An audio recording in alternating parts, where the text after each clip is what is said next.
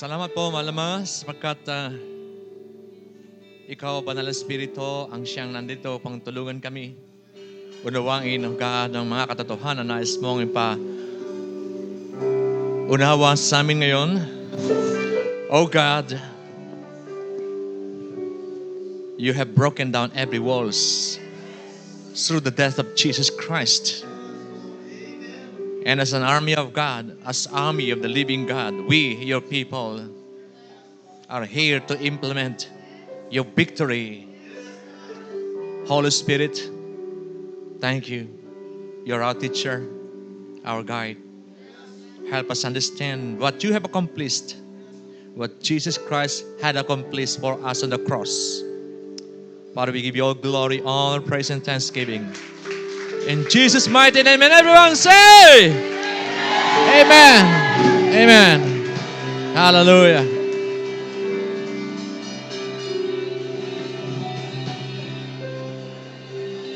Okay. Bago tayo lubusang mag-settle down, pwedeng tumayo muna ulit tayo. Kasi meron tayong declaration gagawin. Maganda yung magkakaroon tayo ng declaration before we start para ang atmosphere natin ay maging maaliwalas. Okay? Sabihin mo, I came today with a great sense of expectation to receive God's miracle. We have an open heaven for a supernatural God.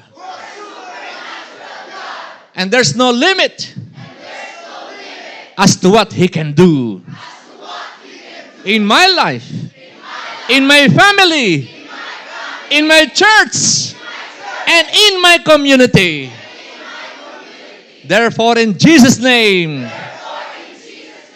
all walls of sickness and diseases, of poverty and shame have been broken down in my life.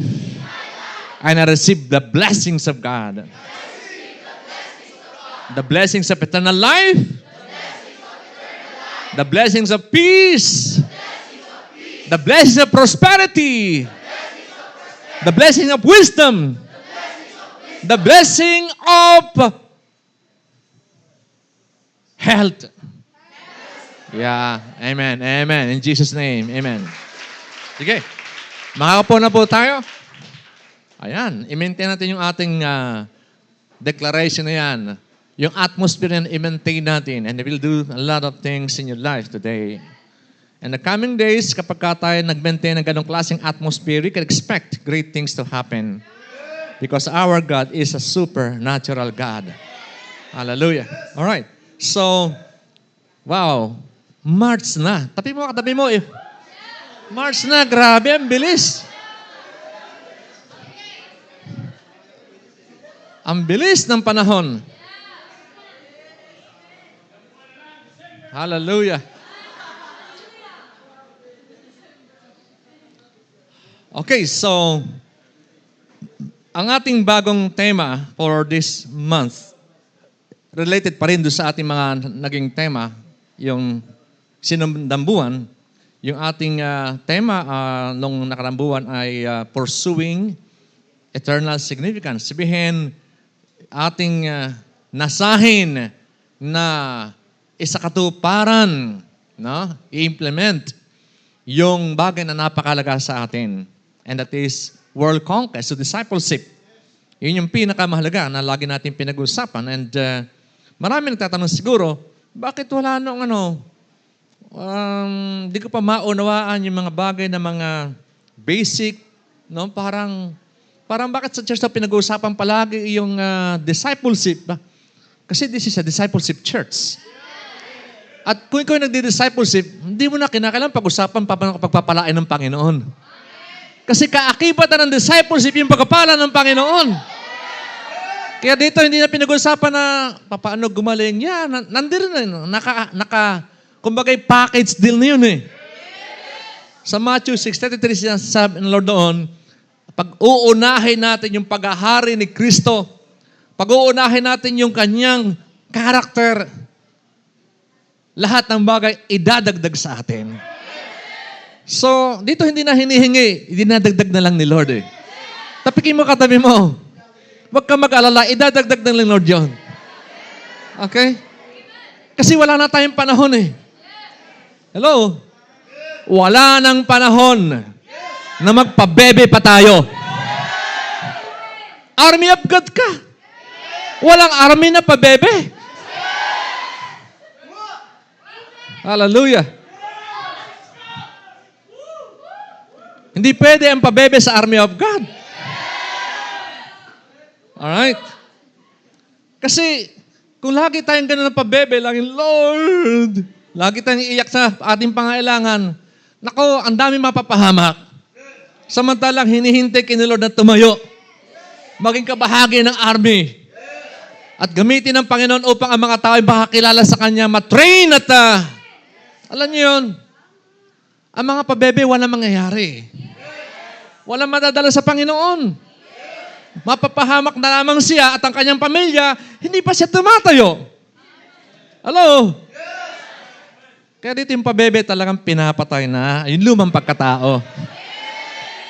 Amen. So, ang ating pag-aaralan ngayon ay about teamwork. Sabi mo nga, teamwork. Kasi if you want greatness, you should be in a team. Ano? Pagka isang tao ka lang, sabi nga ni John Maxwell, one is too insignificant for achieving or to achieve greatness. Pag iisa ka lang, you can do good job or great, sabi natin great job. But if you want impact, yun talagang malakas, talaga kumaga sa bomba nuclear, may impact, then you should be in a team. Okay? So napakahalaga na maunawa natin yung first lesson natin is about impact of teamwork. No?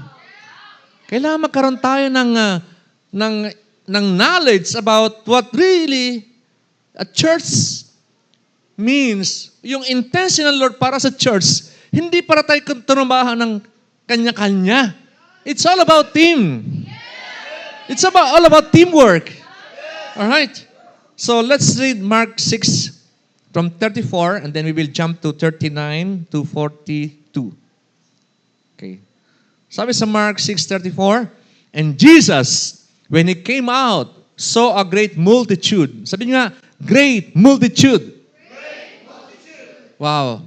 Grabe. Yan ang nakahanda para sa'yo. Sabihin mo sa katabi mo, nakahanda ng multitudes para sa'yo. Yes. No? And was moved with compassion for them, because they were like sheep not having a shepherd, so He began to teach many things. Alam nyo, nalulungkot ako, ang daming church ngayon, ang tinuturo pa rin yung, akin yun! Yeah, taniman mo na! Grabe, sabi ko, puro pagkapala itong tinuturo dito. Yeah, okay lang naman yon. Kaya lang pagkatayman natin sa ganung klaseng atmosphere, then parang hindi tayo army. Sarili pa rin natin yung nakikita natin eh. Sabi nga natin, pag army na, it's not all about ourselves anymore. It's not all about you. It's all about Jesus and the lost. No? Nasa iyo na nga lahat eh. Ibinigay ng Lord eh. Yeah. Totoo yun. So, minsan, parang nakakalungkot naman ang mga church na gano'n na parang palagi na lang blessing yung, blessed ka na eh. You're already blessed to be a blessing. You don't ask God to bless you for more. You're already blessed. And so blessed. Naintindihan ba natin mga kapatid? You're so blessed. Minsan wala ka ng pera, parang hindi mo ma-feel yung blessing na Lord. Pero you're already blessed eh. You only have to understand what Jesus did at the cross. Anong ginawa niya sa cross? Tapos na, bayad nga. Yung walls ng poverty and sickness ay wala na sa buhay mo eh. All you need to do is to stand on your faith, ipamuhay natin. Then the Lord will show you how. Okay? So ito, because they were like sheep not having a shepherd, ito yung dapat makita natin, yung lost. Yung mga taong wala pa sa Lord. Yung mga tao na nakakaawa pa ang buhay. Okay? Kasi tingnan mo yung sarili mo. Tingin mo ba nakakaawa ka? Kung meron kang Kristo, grabe, pinagpala kang lubos-lubos. You're already blessed. No? Huwag mong kawawain ang sarili mo.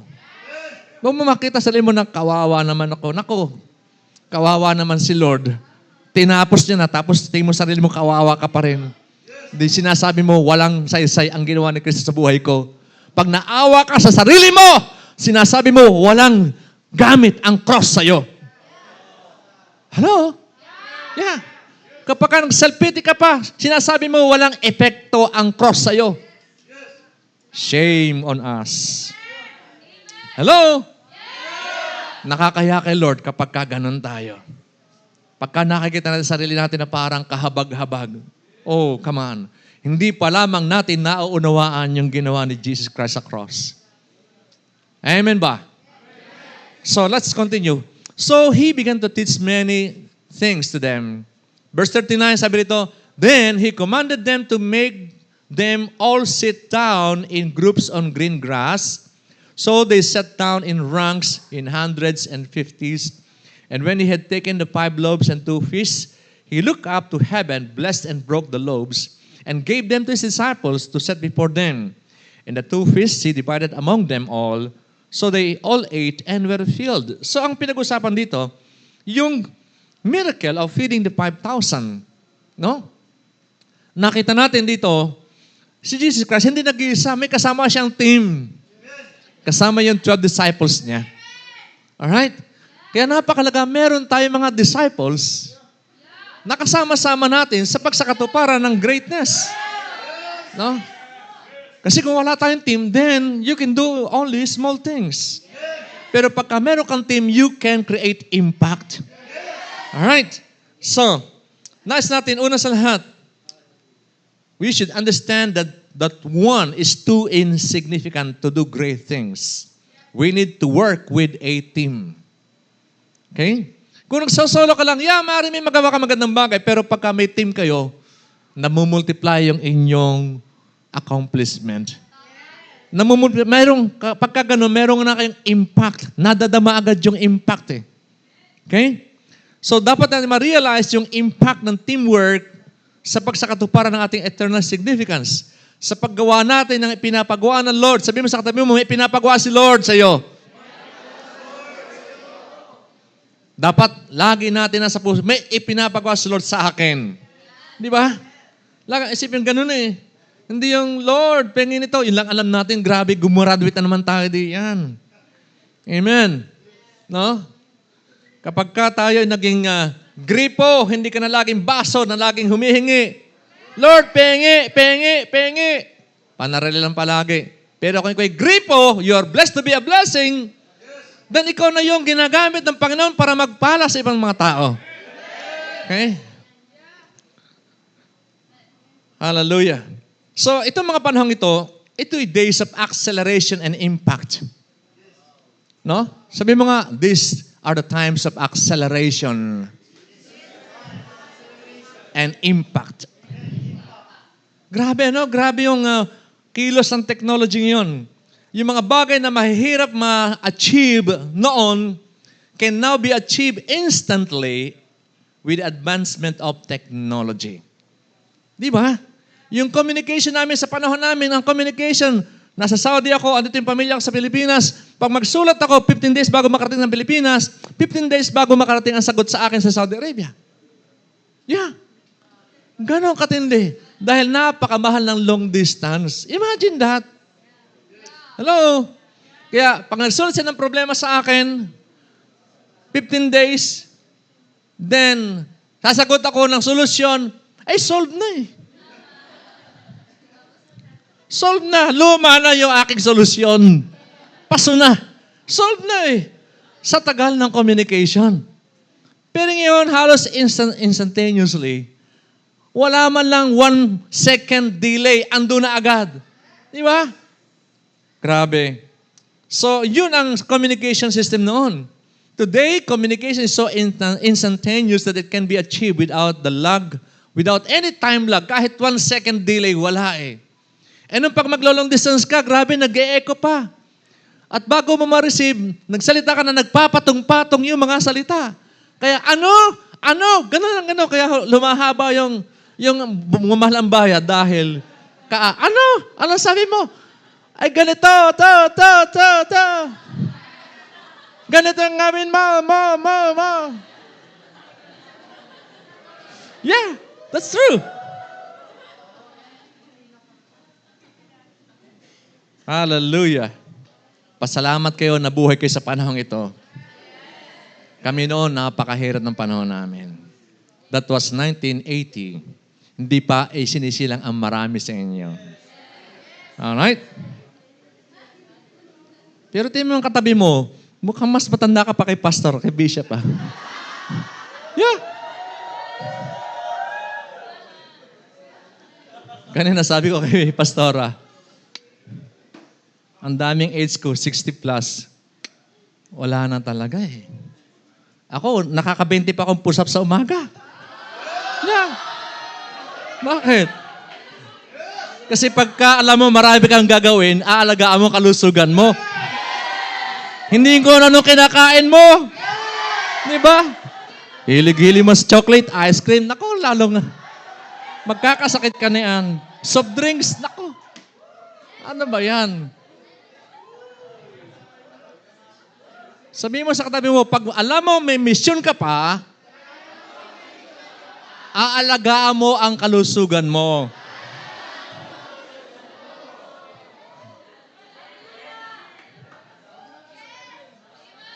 Hallelujah. Yeah, lagi po sinasabi to dahil alam ko makakatulong sa inyo eh. Iwasan yung soft drinks. Ang baboy, iwasan nyo na rin.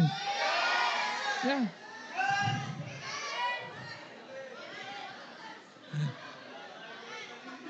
Kumain kayo ng gulay.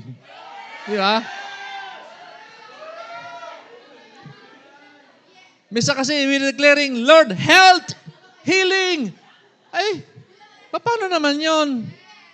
Hindi mo naman sinusunod yung natural law. The spiritual law cannot... Yes, yung spiritual law, yung healing, could work instantly, pero you have to maintain that by abiding with the natural law. Abay, kumain ka naman ng dapat na maintain ka. Ay, puro ka naman Jollibee, McDo, Kenny Rogers. Walang mangyari. Okay. Medyo, ano lang naman yun, palabok lang naman yun eh. No? Pumupunta tayo dyan once in a while para ma-remind tayo na, wow, yung health nga pala important. At saka yung toothpaste ko, hindi ako gumagamit ng commercial toothpaste. Maraming mga ano yun eh. Ang ginagamit ko, baking soda and salt. Yeah. Hindi sasakit ang ngipin mo. Alam niyo kung bakit? Baking soda is alkaline, patay lahat ng mga germs sa Yeah. Gumamit ka ng toothpaste, naku, sasakit lalo, magkaroon ka ng cavity, etc. Pag gumamit ka ng baking soda, pati sipilyo mo, napakalinis. Yeah. Totoo yan.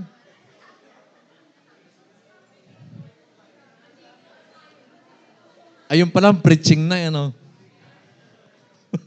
Anyway, okay. Dagdag bonus lang yung sinasabi ko sa inyo. Okay? So yung live media today, yung advertisement is so effective that it could reach millions in an instant. Isipin mo, nag-advertise dito sa Manila, abot hanggang Bisaya, Mindanao, Abra, diba, Batanes, abroad pa. So, it's so instant. Napakabilis ng technology, napaka-accelerated na masyado. Yung consumer products ay, alam mo yun, madaling makonsumo dahil, madaling bilhin dahil may advertisement eh. Yung production ng mga goods naman ay napaka-massive din. Ang supermarket natin, punong-puno ng produkto, nalilito ka na pamimili. No? Isang produkto lang, ang daming brand, ang dami pang mga sizes. Grabe, malilito ka eh. Pamimili lang. Kung bago ka pumasok ng supermarket, ilista mo na, i-decide mo na anong size, anong brand, para pagpasok mo, yun agad ang kunin mo, huwag ka na tumingin sa iba. Ubus oras mo eh. Kaso nangyayari, lalo yung mga, alam mo yung mga babae, kilala ko yung mga babae. I-scan lahat. From top to bottom, from left to side, right. Grabe lah. Kaya ubos ang oras. Ninanakaw ng diablo oras natin. Nagdevotion ka na lang sana. Hello? Yung Toyota Motors, halimbawa, ay napakaraming modelo ng kotse. Bawat taon, napakarami. Ewan ko bakit gano'n, di ba? Malilito ka sa mga modelo. Grabe, buti lang di tayo mahilig sa sakyan. Amen? At ito maganda, I just hope na yung discipleship ay accelerated din. Bakit? Kasi kailangan na yung maraming leaders eh. Kaso hindi na reality. Ang discipleship, napakatumal, napakabagal, ang dami pang casualties. Alam niyo yun? Samantala yung production ng tao, yung birth rate, ay napakabilis. How can we catch up? Paano maliligtas yung mga tao? Paano sila makakilala sa Panginoon? Paano sila matitrain? Kung gano'n na ang bagal-bagal ng discipleship, pa-absent pa sa training, ano ba yan? Pag cell group, ayaw pang umattend. Ay acceleration na ngayon eh. Hello? Ang dami pa mga tampuhin. Ano ba yan? Wala nang ganunan. You're delaying God's plan for your life. Hindi kasalanan ni Lord yun. Kasalanan na natin yun. Kung i-delay natin yung process ni Lord sa buhay natin. Kaya tapikin mo katabi mo, kapatid, acceleration na ngayon. Hallelujah. Thank you, God. Andiyan ka pa ba? Yes. Tingnan mo katabi mo, baka nagtatampo na.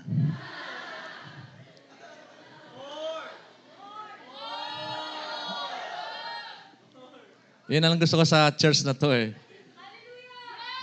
Hinubog kayo ng mga Spartan. No. Matatag, matitibay, hindi lang, alam mo yung kalooban ng unang pinapatibay natin dito eh.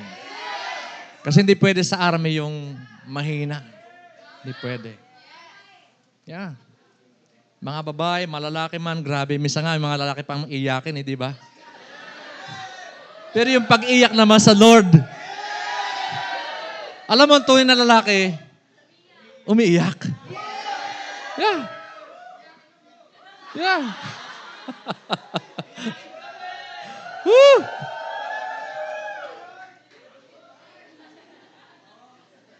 Ay, yung mga hindi dito ng lalaki, grabe, mag-iinom yun. Di ba? Pero hindi. Ang totoong lalaki, yung kinikilala, yung hari ng mga hari. Panginoon ng mga Panginoon. Hallelujah. So, discuss natin ngayon yung power of teamwork. No? May sagot dun sa problema ng acceleration sa discipleship. May sagot dyan. At yung nga ay nakakalungkot man, pero may solusyon si Lord. At yung nga ay yung teamwork. Sabi mo nga, teamwork. Kung ang mga tao ay magtatrabaho in teams, sa pamamagitan ng mga teamwork, no? The impact would be great. No? Sinabi nga ni John Maxwell si John Maxwell kasi isang authority about leadership. Matindi siya sa mga kanyang mga katuruan, napakarami niya mga kino-quotes about leadership. Sinabi niya na one is too insignificant to achieve greatness. Alam niyo yun? No? Pag solo ka lang, magaling ka nga, pero you can only achieve small things for God's kingdom. Pero pagka nag-team up kayo, ayun. No? He was referring to the effect of people working individually as compared to people working as team. Yun yung pinapakita niya. Kung solo ka, ang galing mo, pero manti lang magagawa mo. Kahit anong galing ng pastor, hindi niya kaya na. Alam mo yon. Kung wala siyang team, kung wala yung mga primary, ewan ko. Hindi natin kayang abutin ang maraming tao.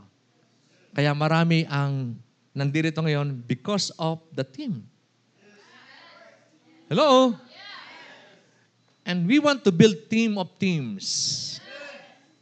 Kaya bahagi kayo lahat ng team. Wala dito na OP. Hello?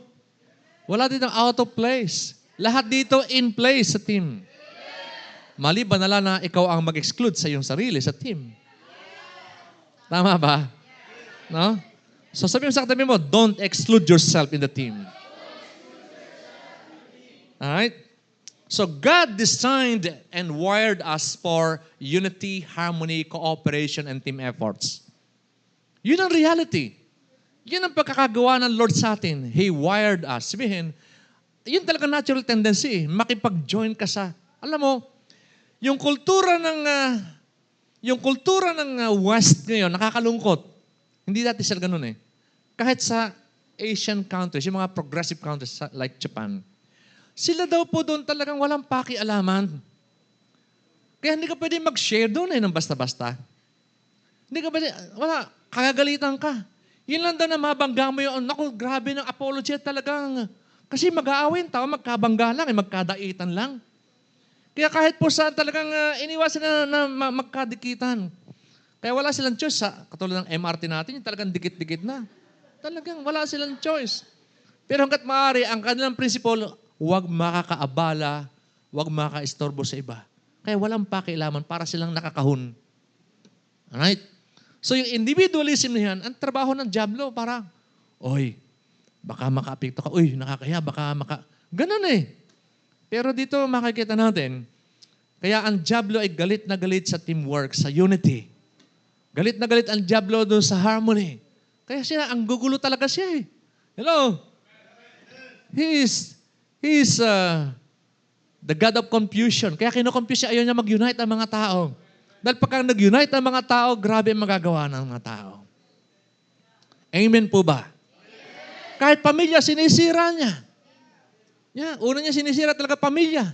Magkakapatid. Alam mo yun? Ang church ay ganun din. Being compared to a body, yung analogy ng church sa ating body, napaka-importante eh. Yung body, maraming parts, pero iisa. Ganun ang church. Maraming member, pero iisa. Okay? So yung ating body, hindi po pwede na yung kamay gustong bumili. No? Bibili ako ng something na magagamit ko. No? Ay, hindi po pwede walang cooperation ng paa. Hindi maaaring walang cooperation ng mata. Hindi po pwedeng, dyan muna kayo, hiwala yung kamay. Tapos, hindi pwedeng ganun eh. So dapat maunawaan natin, the church is a body of Christ. Sabihin, pagka body of Christ, member ka ng body, kinakailangan kung anong pagkilos ng kabuuan, yun ang pagkilos natin. Huwag kang hihiwalay. Hindi po pwedeng ihiwalay ang isang bahagi sa katawan. Amen po ba? So yung teamwork, napaka-importante. Alright? So, Jesus Himself developed and worked through His team. Ayan. Kanyang binigyan ng model tayo, no? Na ipinakita niya sa atin yung magagawa niya through His team. Kung wala siyang team, hindi siya makapag-ministry sa 5,000. Imposible. Kahit Diyos siya. Alright? Pinakita niya sa church sa atin, no?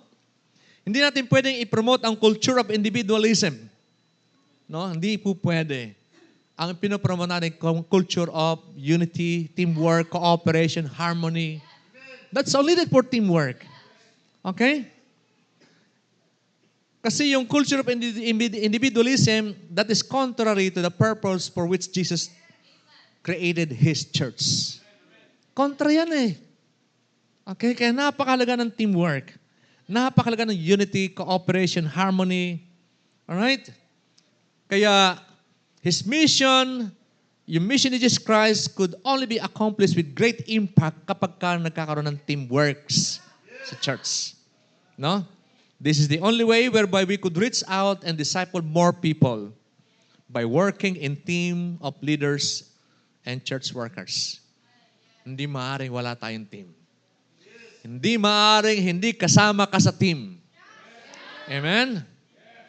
Kaya yung cell group natin, yun yung ating smallest team, form of team. Yung ating cell group, that's the basic team na kinikreate ng Lord sa church. Kaya tapikin mo katabi mo, mahalin mo yung iyong team. Mahalin mo ang iyong cell.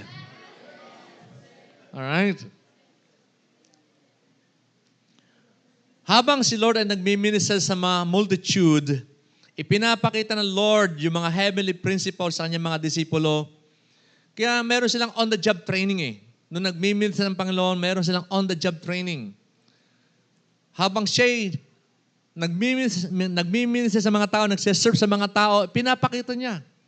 Yung kanyang, alam mo yon, yung kanyang paghakbang lamang ay napakalaking. Yung kanyang paghakbang, yung kanyang pagtigil, yung kanyang pagmamasa sa mga tao, pinagmamasa siya ng mga disipulo. Paano yung kanyang attitude, yung reaction, pinapanood siya lahat. No?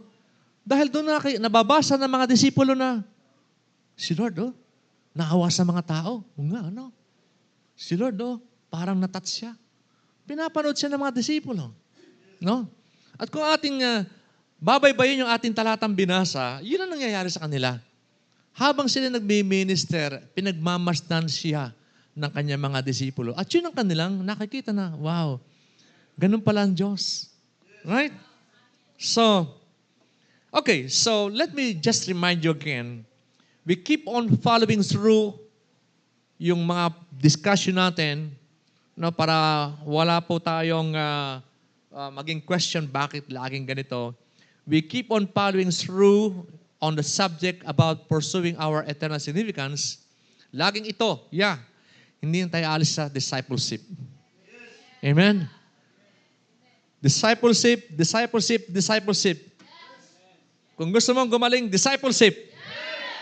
Kung gusto mong yumaman, discipleship pa rin.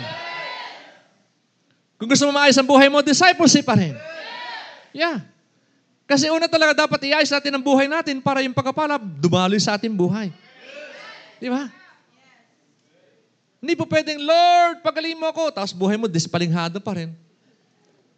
Magkakasakit ka pa rin. Lord, payamanin mo ako. Nako, lalo na. Baka pag yumaman ka, hindi ayos ang buhay mo, lalo kang maligaw. Tama ba?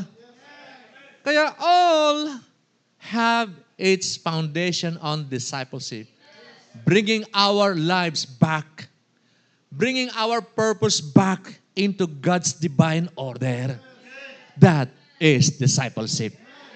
Iayos mo natin ang buhay natin, ang pananaw natin, ang purpose natin, ang agenda natin. Iayos muna natin ayon sa agenda, plano ng Panginoon. At doon natin makikita, ang pagkapala, hindi na problema eh. Amen? Lagong binabalik kay Matthew 6:33. Yun ang ibig sabihin noon. No? Mindset yourself. Una sa lahat, kingdom. That's the most important. His righteousness, His character. Paano tayo magkaroon ng Christ-likeness? No? Yun ang unang gusto ng Lord na mangyari sa atin. No? Have our mindset on His reign, His kingdom, and His righteousness. All things shall be added to us. So, anong problema mo? No? Kailangan ko nito, kailangan ito. Seek first. Amen? Kasi sabi Lord, first. Seek first. Hindi sinabi, seek first what you need. Hindi. Hello? Labahin. Hindi sinabi Lord, seek first na labahin. Gawain bahay. Hindi pa. Ako, wala. Kung ano sinisik first mo, yun ang mahahanap mo. Kaya may kasabihan tayo, seek first na labahin, more labahin will be added to you. Amen ba? Hallelujah. May problema po ako. Seek first sa problema, more problema will be added to you. Yun ang gusto mo? So, we keep on following through. Lahat ng subject ay doon pa rin pupunta. Discipleship. Why? It is the only way where God can rescue people from hell. Yun lang paraan para mga tao maligtas sa impyerno eh. Discipleship. Hello? Yun ang unang-unang pangailangan ng tao. Bakit? Ang sabi ng Biblia, sabi ng Lord, ng Word of God, the world lies in darkness. Yan ang katotohanan.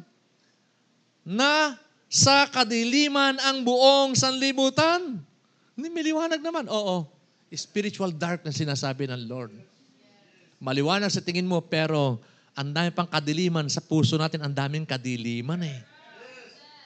Pero yung liwanag ng Lord, habang tayo nag-aaral ng kanyang salita, sumisikat yung liwanag ng Lord sa puso natin. Doon natin nakikita na, wow, yun pala ang tama. No? Yeah. Yun din natin nakikita na we are in the world full of darkness.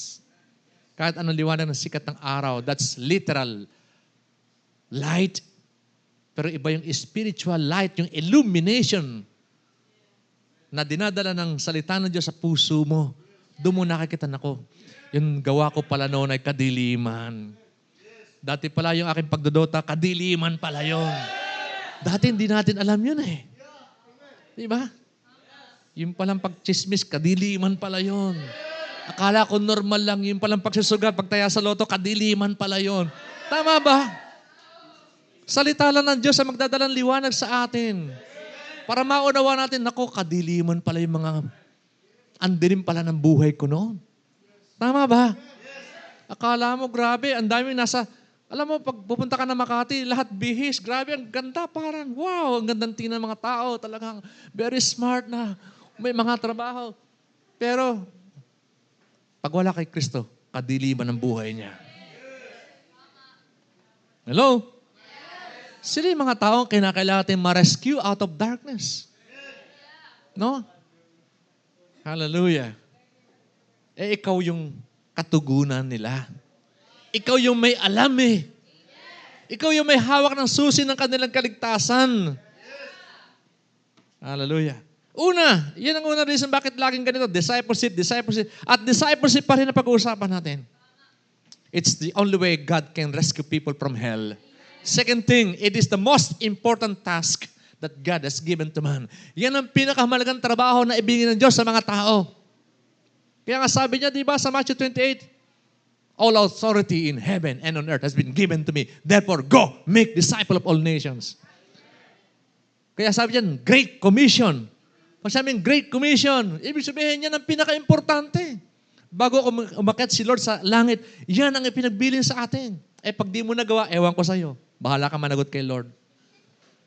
Amen ba? Number 3, it is the most fulfilling and most rewarding job that man can ever have on the face of the earth. Yeah. Fulfilling, bakit? Kasi pagka ginamit ka ng Lord, nagbago yung buhay ng tao, di ba masaya ka? Sobrang kasayahan mo kasi tumanggap ka ng 1 milyong piso. Bakit? May buhay na nabago eh. May kaluluwang naligtas sa impyerno. Di ba masaya ka? Kung mga anghel nga nagdiriwang sa langit pagka 1 tao lang maligtas eh. Ikaw hindi ka nasasayahan? O hindi naman yun ito. Tama yun, hindi ka masayahan. Mga angels nga nagdiwang sa langit. Ang God of Father nagdiwang sa langit, isa lang ang maligtas. Kaya dapat pagka naka-invite ka, tuwa ka, di ba? Grabe, woo! Nakapag-share ako, woo! Yung akin na consolidate, nag-ESOL na, woo! Dapat matuwa kayo ng ganon. That's your fulfillment. That's your joy. At ang maganda, you will be rewarded for it. Tama ba? Di na baling ulit-ilitin ko ito. Di na baling makulitan kayo sa akin. Importante, nare-remind kayo palagi para, alam mo yung hammering principle eh. Patagin natin pupupukin yan para tumimo. Kasi isang beses lang sabihin sa atin, nawawala agad yan eh. Diba? Pero kung laging ipinupupuk sa atin, makita nyo talagang pasok na pasok at mababago yung ating mindset. Alright? So, eto na. 7 principles in achieving great things through team. Okay? 7 bagay ang pag-uusapan natin papaano base sa ating senaryo ng Panginoon nagpakain ng 5,000 na kalalakihan pa lang. Wala pa ritong babae at mga kabataan.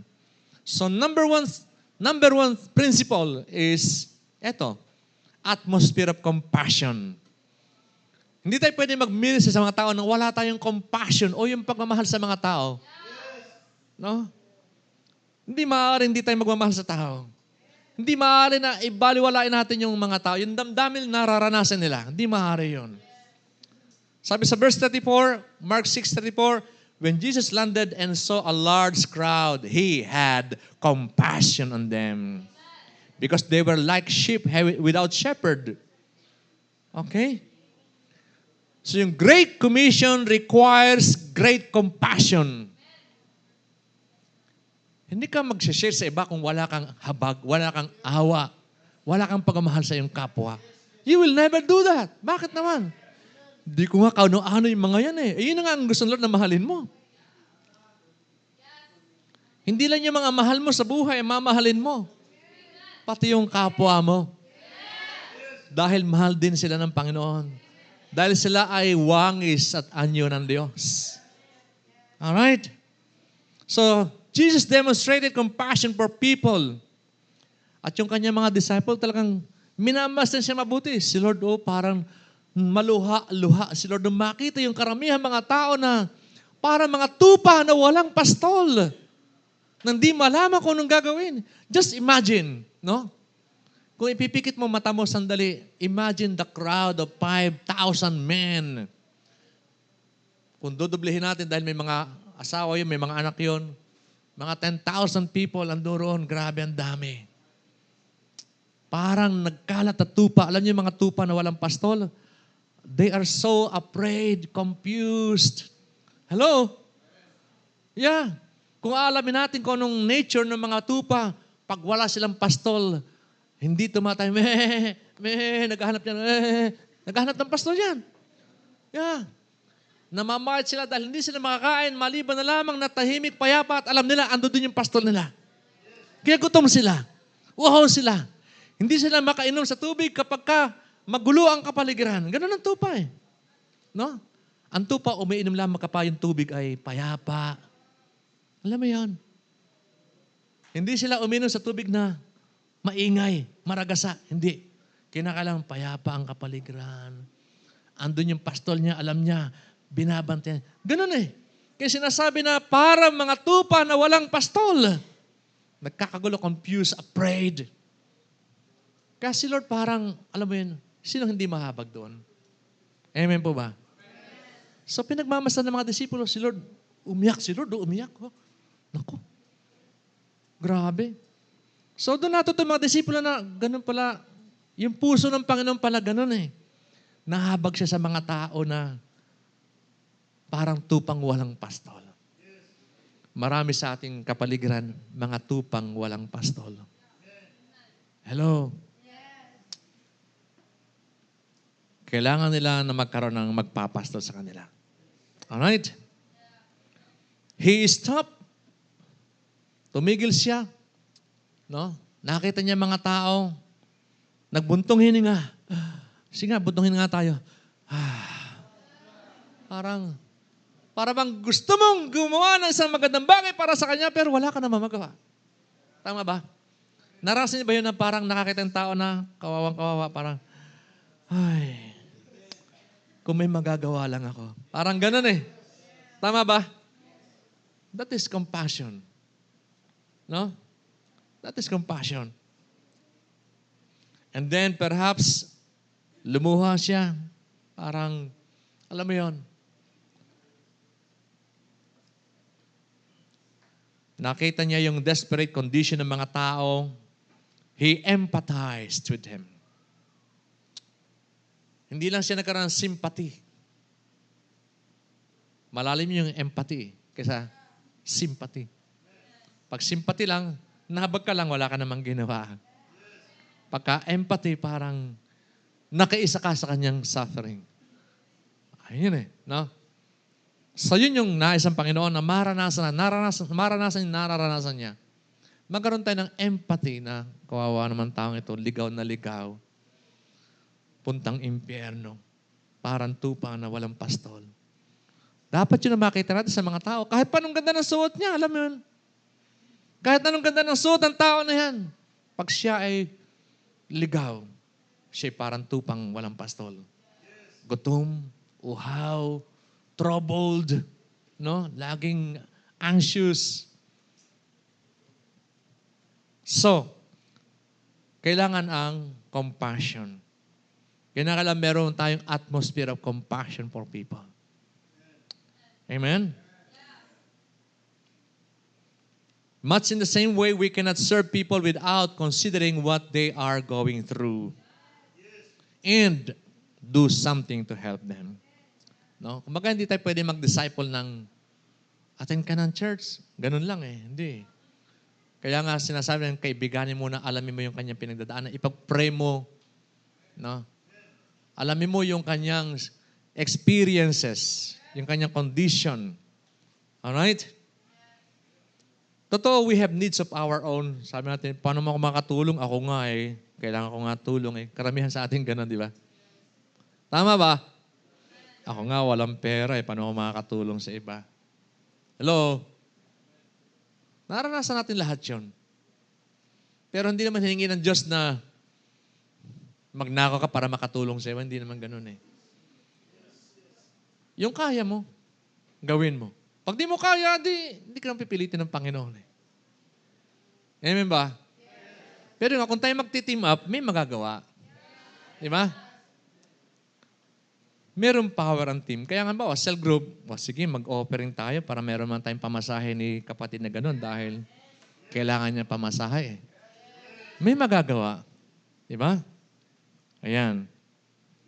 So, there are needs of people who are lost and their needs are more urgent and more compelling than our needs. Yun tandaan natin.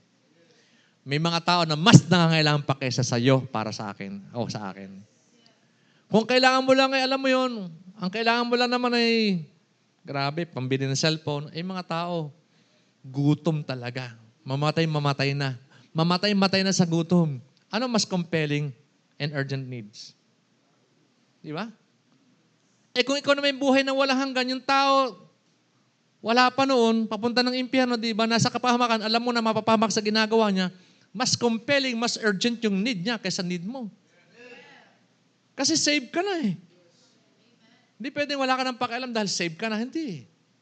Mas compelling, mas urgent yung need ng mga tao na wala pa sa Panginoon.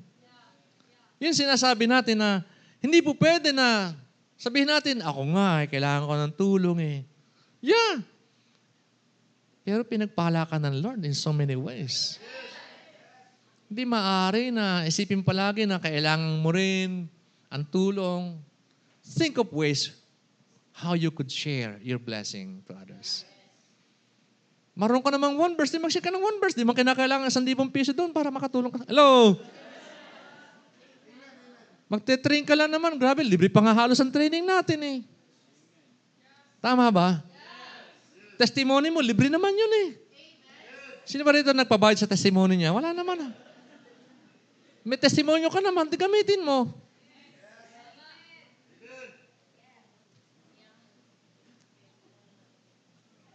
Kailangan ko ang tulong. Testimony mo lang. Mag-share ka ng testimony mo. Amen? The gospel is their solution. Meron ka niyan. It's in the power of your hands. Tanda natin yung ating pinag-aaralan. The power that is already in our hands. The gospel is the power of God to save those who believe. And it's in your hands. O yan. Grabe. Wala kasi akong 10,000 para makatulong sa maraming tao. Grabe, hindi mo kailangan 10,000 para makatulong ka sa maraming tao. You have the gospel. Share it. Number 2, ang kailangan, una ay compassion, ikalawa ay atmosphere of faith. Ayan. So kung ating titinan yung ating pinag-aaralan pagkapakain ng Lord, meron itong mga parallel sa mga gospel. Titinan natin sa John chapter 6, 5-7. Yun din yun, tinatalakay doon, yung pagkapakain ng 5,000. Okay? So sabi, when Jesus looked up and saw a great crowd coming toward him, he said to Philip, where shall we buy bread for these people to eat? He asked this only to test him, for he already had in mind what he was going to do. Philip answered him, it would take more than half a year's wage to buy enough bread for each one to have a bite. Grabe, no? Eto si Philip, isa sa mga disciple. Nung nakita ng Lord na kawawa yung mga tao, gutom, pagod, litong-lito, lumalapit yung mga tao kay Lord eh.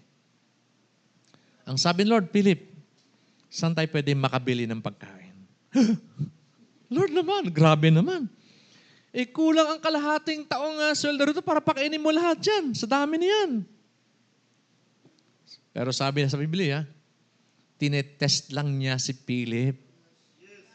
Dahil alam na ni Lord ang kanyang gagawin. May solusyon na Lord sa mga problema mo eh. Alam niya ang kanyang gagawin. Eh tayo natataranta tayo, Lord, grabe Lord, paano ba to? Pero si Lord alam nang gagawin eh.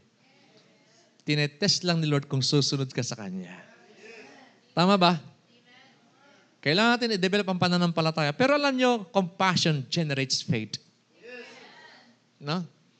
Pag nagkaroon ka ng compassion, nag-generate ang faith yan. Lord, I want to help. I need your help. Tama ba? Lord, di ako makatulong. Pero Lord, may pananampalataya kang isusupply mo yung pangailangan ng taong ito. No? Kaya sabi natin, kung tayo magpe-pray, wag na yung need natin ipag-pray. Yung need ng ibang tao na ipag-pray natin. Mas kailangan nila yun eh. Dahil pagka ikaw nag-pray ng pangailangan ng ibang tao, ibig sabihin, gripo ka. Dadaan sa iyo yung blessing na yun eh. It will flow through you. At di maaari hindi ka makakasambot ng pagpapala. Di ba? Yun ibig sabihin na Lord, pray for one another. Maging gripo ka, huwag baso. No? Pag baso, sa'yo nagtatapos yung blessing. Tama? Pag gripo, sa'yo dumadalo yung blessing. Tuloy-tuloy yun. Alright? So, dapat ating lampasan yung test of faith na yun. Like Philip, we can just scratch our head. No? Siguro tayo, Philip, saan tayo bibili ng pagkain? Si Philip, napakamad lang, Lord, grabe Lord, dami niyan ah. Kulang sahod sa isang taon, kalahating taon. Di ba? So, ministering to people takes supernatural resources. Totoo. Hindi natin kaya kung tayo lang. Kaya tayo nakikipag-partner sa Holy Spirit eh.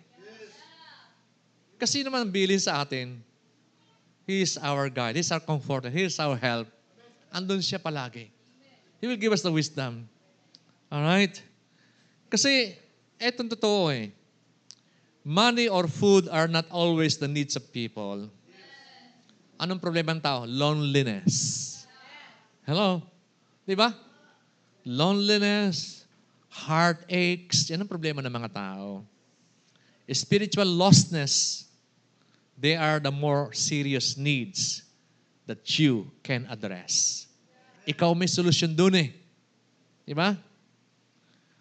Maraming tao, unang problema talaga ay yung lack of belonging or loneliness. They're lonely. Ngumingiti lang niya, pero sa loob, grabe, ang iyak na yan. Marami ditong ganun dati. Tama ba? No? Pangiti-ngiti lang yan, pero broken-hearted yan. Hello? Grabe mga pinagdaanan ninyo. Natin pala. Hello? Seryoso yung kanyang spiritual need. Lost siya. Kailangan niya na magabayan. Compassion produces the faith for supernatural things to take place. No? Pag magdi-disciple ka, ay ito, share lang ito, kawawa naman itong isang to. Pag wala kang compassion, dapat damahin mo. Pag sinabi compassion, isipin mo, nako, mahirap kayo mapunta ng impyerno. Yun ang nakikita mo sa taong ito, yung unang din niya. Nako, itong taong ito, pangiti-ngiti lang, pero alam ko, ang laki ng problema nito. Makita natin yung, kumbaga, hello?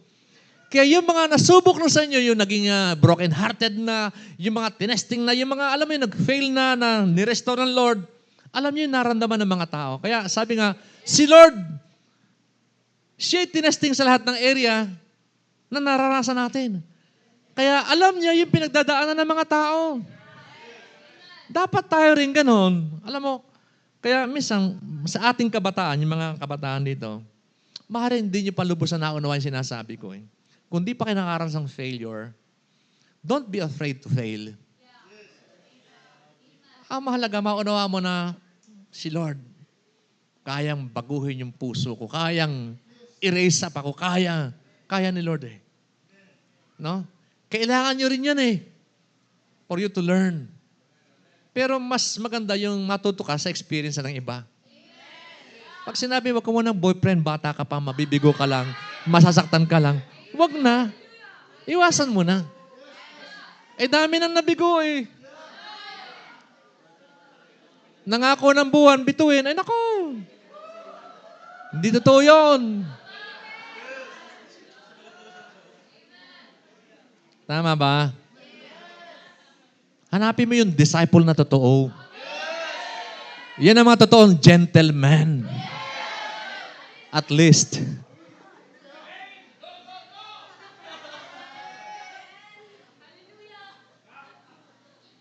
Kumbagay, kung may ayusin man sa buhay niya, konti na lang yun.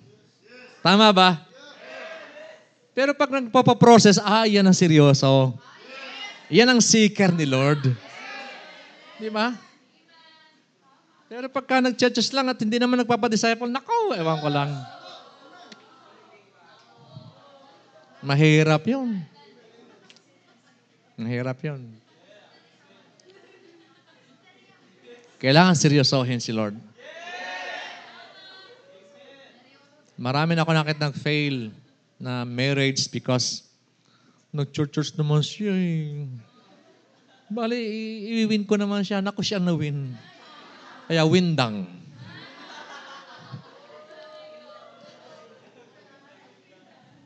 Dapat disciple. Sabi sa tabi mo, dapat disciple. Na nagpapaprocess.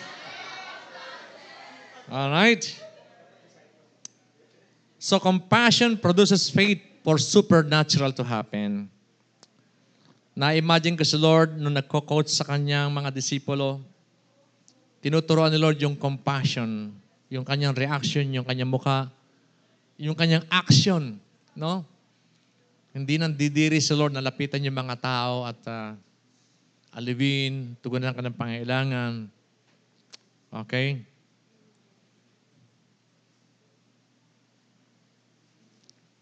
Number 3, atmosphere of orderliness. Kaayusan. God is a God of order, siyempre. Verse 39 sa Mark 6. Then He commanded them to make them all sit down in groups on the green grass. So they sat down in ranks in hundreds and fifties. So may kaayusan dapat. So ministering to multitudes requires orderliness. Dapat may kaayusan. Hindi natin po pwede na gawin isang malaking bagay na walang preparasyon. Alright? Definitely, we need teams to do it. Kaya meron tayong mga team na mamahala sa mga iba-ibang aspeto. Ito yung very reason bakit inilalagay natin ang bawat tao sa cell para meron siyang pwesto. Meron siyang espesipiko na gagawin. May espesipiko na responsibility, may espesipiko na accountability. Pananagutan niyo yun. Alright? So, doon natin makikita yung kahalagahan na merong council leader. Okay? Hindi po pwedeng wala kang cell leader. Kahit cell leader, meron din silang cell leader. Kahit yung cell leader ng mga cell leader, meron pa rin cell leader. No? Kami meron din pinagpapasakupan, kaya ganun lang yon. Kaya without team efforts, the church cannot effectively minister or reach out for more people. Hindi tayo po pwedeng mag-reach out ng marami pag wala tayong mga team. Alright? Kaya kung saan ka inilagay ng Lord, yun yung iyong team. Huwag mong isipin na, lilipat na ako. Nako. Alam mo yon, nakakita ka ng punong kahoy itinanim sa isang lugar. Tapos, ilipat ko kaya doon. Lipat na naman sa kabila. Hindi maganda rito. Doon naman kaya. Patay yung kahoy na yun. Tama ba? Kaya sabi natin, you should make sure you are planted where God placed you. Huwag kang palipat-lipat. Diyan ka pag-uugatin ng Lord. Di ba? So, alright. So, ipakita mo yung faithfulness sa lugar na yan, pinagtaniman siya ng Lord. Makikita mo, darating din yung time mo. Your moment will come. Okay? So, nakita natin na yun ang ginawa niya. No? Inilagay ang bawat isa sa kayusan. And number 4, goal-setting atmosphere. Yan. Doon pa rin sa talatang yon. So they sat down in ranks, in hundreds and fifties. No? He commanded them to make them sit down in groups. So meron silang goal, and that is lahat mapakain, lahat maabot. No? Kaya mas madali na ministry yung mga tao. Ilang tinapay? 5 lang, 5 loaves of bread. 2 isda lang yung i-distribute ng Lord. Hello? Bakit napakain lahat? Kasi may sistema eh. May atmosphere. No? Compassion. Faith. Order. Goal. Di ba? So nakita natin, miracle, hindi mahirap kay Lord kapag meron tayong right atmosphere. Okay? So we don't have the luxury of time. Napakarami nasasaktan, nawawala, at napakabilis dumami ng mga taong ganito. We need to set goals to save more. More people from hell. Save more from hell. Prepare them for eternity and train them to serve God. Yun ang ating goal eh. Paano natin magagawa kung wala tayong mga team? Mas marami maligtas, mas marami makonsolidate, mas marami matrain, mas marami maglingkod sa Panginoon para mas marami pang maligtas. No? Kaya nasa sa atin na yun eh. If we will plant ourselves in our team, kung saan tayo ilagay ng Lord, mag-train tayo, no? At tayo ay magamit din ng Panginoon, maraming taong maliligtas.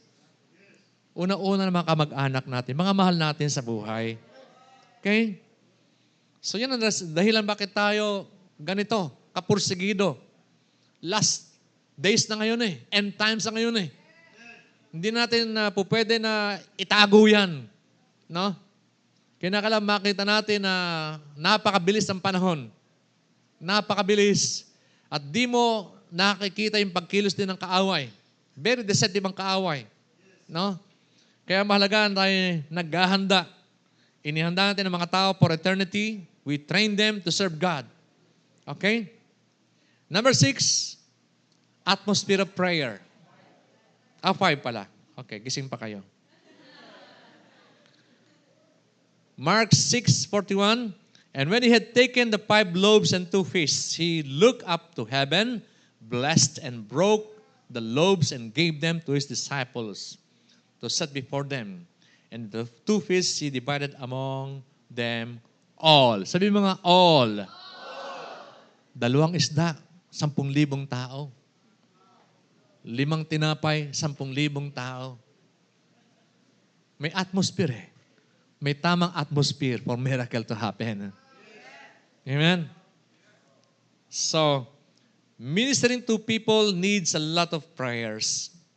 It opens up heaven's resources and triggers a supernatural to happen when the team agree together in prayer. Pag nasa team ka, kinakailangan talaga mag-agree ka sa prayer. No? Hindi yun lagi ikaw ang pinagpipray. Tama ba? Hello?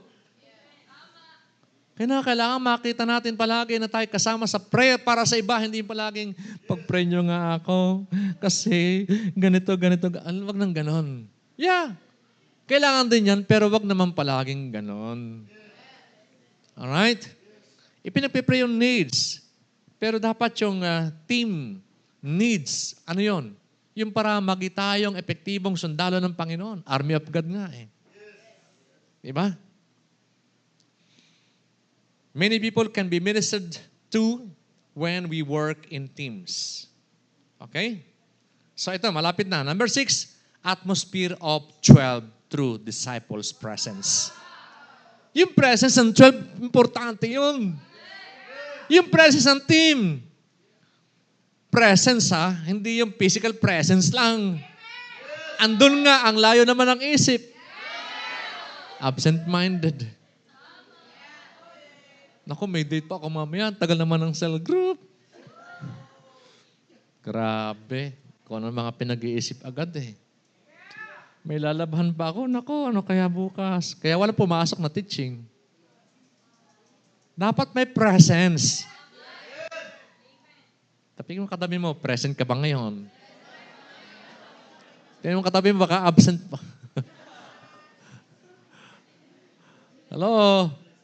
Kayo sa likod, present pa kayo ngayon? Ayan. Verses 41 to 42, and when he had taken the 5 loaves and the 2 fish, he looked up to heaven, blessed and broke the loaves and gave them to his disciples to set before them. And the 2 fish he delivered among them all. So they all ate and were filled. Busog na busog sa 2 isda at 5 tinapay ang 10,000 tao. Ang laki ng role ng 12. Kung wala yung 12, naku, hindi mangyayaring himala na to. Jesus could not have done it all alone. Alam niyo yun? Ha? Yung leader mo, hindi niya kaya lahat gawin. Kaya tumulong ka naman. Hello? Sinirita mga nasa cell group. Tulungan natin ang mga leaders natin, ano? Pag tulong-tulong tayo, pare-pareho naman reward natin pagdating kay Lord eh. Alam niyo, kahit 144 ka, 1728, pare-pareho ang reward natin kay Lord. Kung magiging tapat tayo sa ating ginagawa. Alam niyo yun? Okay, sana primary din ako. Naku, kung alam mo lang ang presyo ng primary, ewan ko lang sa iyo. Hello? Pagdating sa reward, pare-pareho lang yan. Sabi Lord, good and faithful servant. Enter to the joy of your Lord. Yun lang ang commendation ng mga gawa ng Lord. Pare-pareho yan. Hello? Ang kailangan ay faithfulness. Amen. Alright. So, nabusog lahat, na-minister lahat, kaya nasa cell group tayo para lahat ma-minister, maabot. No, personally, ma-minister lahat. Yun ang reason bakit tayo nasa cell group. Okay? When we have the teams of 12 involved, empowered, and fully engaged sa ministry of Jesus Christ, more people will be saved, more people will be transformed, mababago. More people will experience the redeeming grace of Jesus Christ. More people will serve God. No? Kaya lahat tayo dapat member ng team ng ating cell. If you desire great impact, be part of the team. Alright? Hindi lang be part, involved in your team. Be empowered. Mag-train tayo. And of course, dapat ma-engage tayo. No? Ma-engage tayo. Salang din tayo. Okay. Leader, ako magte-testimony ngayon. No? Gamitin mo ako, leader. Diba ganon? Leader, ako magwa-1 verse ngayon. Dapat ganon eh. Kita ni Lord tayo kapag ganon tayo kapursigido eh. Tama ba? No? Dapat ganon tayo, pursigido tayo. Okay? Ang God's design for you, maging bahagi ka ng team, ng cell, ng church. No? Huwag kang a-attend lang, naku, kawawa ka naman. Kawawa ka pag a-attend ka lang. Right? Mahirap pagka tayo ay nakalutang lang. Okay? Dapat nakatanim. Para mag-ugat, lumago, mag-mature, bumunga, dapat nakatanim. Hello? Kaya yung mga nakalutang pa, itanim nyo na. Amen. Number 7, atmosphere of consolidation. Yan. No? Ito yung sinasabi natin, dapat no wasteful living, walang masasayang. Alright? John 6:12. So when they were filled, nung busog na, He said to His disciples, gather up the fragments that remain, so that nothing is lost. Therefore they gathered them up and filled 12 baskets with the fragments of 5 barley loaves which were left over by those who had eaten. So dito pinapakita yung preservation. God's desire is to preserve the harvest until Jesus returns back to reign on earth. Dapat meron tayong desire, merong atmosphere lagi na paano mo ipipreserve. Paano mananatili yung iyong nawin. No, hindi mawin lang. No, pag nawin lang, mawiwindang yan. Kinakailangan ma-preserve. Alright? Ma-disciple at makapag-train din sila. Our team can do so much to fulfill God's vision of world conquest para ma-preserve at ma-train for a greater harvest. So sabi natin kanina, individuals can produce great things on their own, but with team efforts, the impact is greater in terms of magnitude. Mas malakas ang impact natin. Kaya we will be able, alam yon, naghihintay lang si Lord na kumilos tayo para yung multitude to follow na lang yon. Amen ba? Andiyan na yun eh.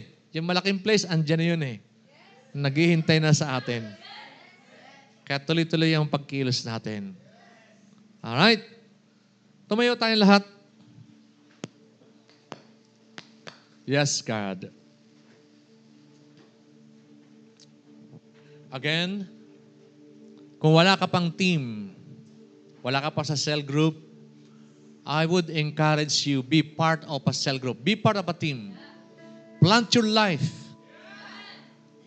in a team that will fulfill God's purpose. Let's pray. Itaas natin ang mga kamay natin kay Lord.